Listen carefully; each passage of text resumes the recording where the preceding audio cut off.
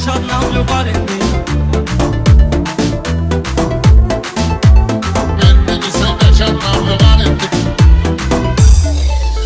Şumlayaram mən bunu torpaq kimi, təbimdə vardır bugün oynaq kimi. Siz Rəşada güvənmisiniz dağ kimi.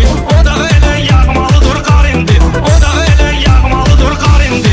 Yaxşı şair olardı sevinərdim. Vüqar təkrarımın belinə minərdim.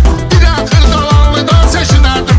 O da mənə gördür elementar indi. O da mənə gördür elementar indi. Sənətdə istiqanlı zad bilmirəm, sənin kimi dumanlı zad bilmirəm. Mən belə xırdalanlı zad bilmirəm. Təbi verib mənə fərverdigar indi. Təbi verib mənə fərverdigar indi. Sənətdə dağlanan tapılmaz səni.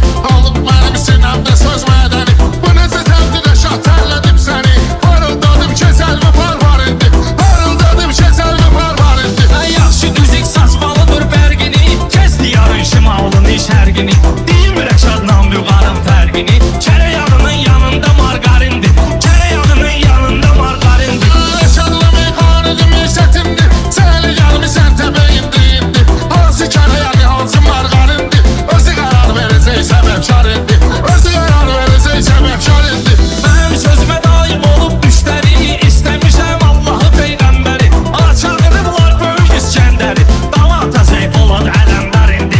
Dava atacaq Polad Ələmdar indi. Gözəl məni bağlamağa çalışma. Sənətkarın işlərinə qarışma. Sən Rəşadla bu temada danışma. Bütün muzalar dolaşar indi.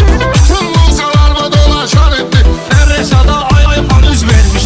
Ola bilər saqqala xod gedirdin. Arada atırdın dala xod gedirdin. Ne Türkiyə saqqala xod gedirdin. Canavara göstər nə gücün var indi. Canavara göstər nə gücün var indi. Mən hələ yol verməmişəm yoxsana. Xeyli rəqiblə durmuşam yan yana. Bu qələmədən deməyib meyxana.